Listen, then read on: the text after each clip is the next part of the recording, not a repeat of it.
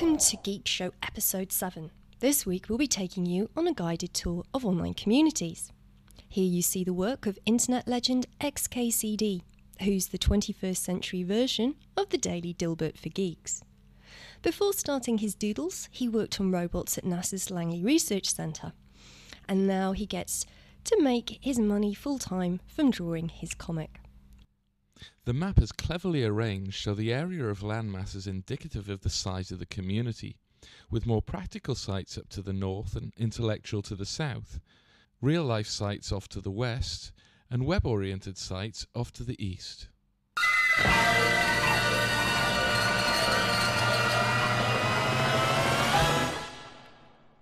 We're going to be flying down through from the icy north, and the first place we'll be stopping off is Friendster. Friendster is one of the earliest online social networks and spawned social networking for pet sites Dogster and Catster. Though many have forgotten about Friendsters, they're not dead yet, and it currently has more than 70 million members worldwide, mostly in Asia. In fact, based on Alexa.com stats, Friendster ranked the second most visited website in the Philippines. And now on to MySpace, which is huge as you can see. The 100 millionth account was created back in 2006. The site attracts over 250,000 new users a day, but they are now starting to work with other platforms. Recent news states that MySpace plans to integrate Google Gears into its platform soon, but the feature won't be available there yet for a few months. Cyworld was originally launched in Korea and is absolutely huge over there. In fact, some businesses actually use it to communicate with their employees instead of email. It's launched in the USA and is now moving on to Facebook and MySpace's turf, and it's also just launched recently over in Germany. Orkut is a social networking service run by Google and was named after its creator, who's an employee at the time called Orkut Buyukokokten. It's the most visited website in Brazil and the second most visited site in India. I have to say I love the Orkut error messages showing geek humour in action. For example, this one. Bad server, no donut for you. Facebook is probably the online community that most people are aware of. It started out as a college network, but now anyone can join. If you look at Google Insights searches by geographical region, it seems to be most popular right now in Turkey, Canada and the United Kingdom.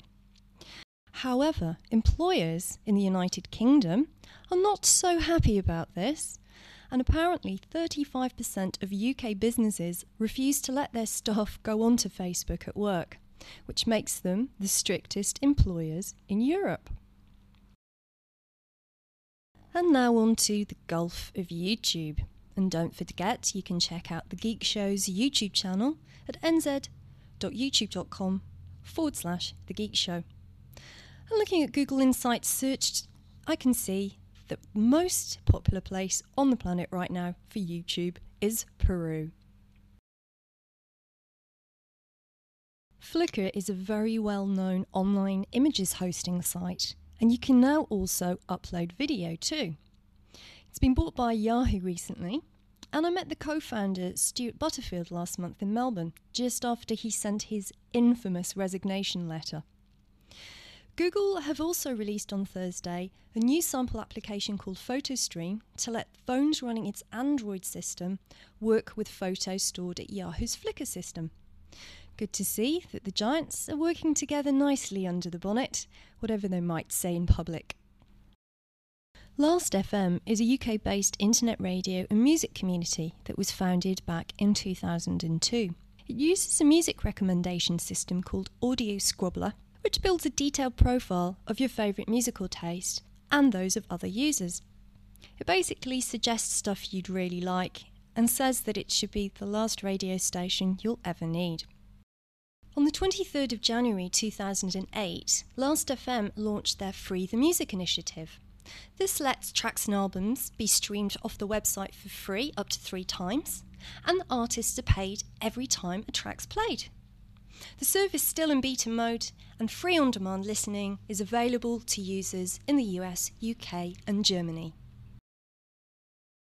DeviantArt is an international community for artists that was launched back in 2000. It originally started out as a site for putting up skins for applications, but it soon moved into any type of artwork online, including photography, digital art, literature, flash, filmmaking, and skins for applications. It also has an excellent downloadable resources gallery with tutorials and stock photography. We're going to leave you now with a DeviantArt gallery of some of our favourite artworks that we found on their wonderful creative website.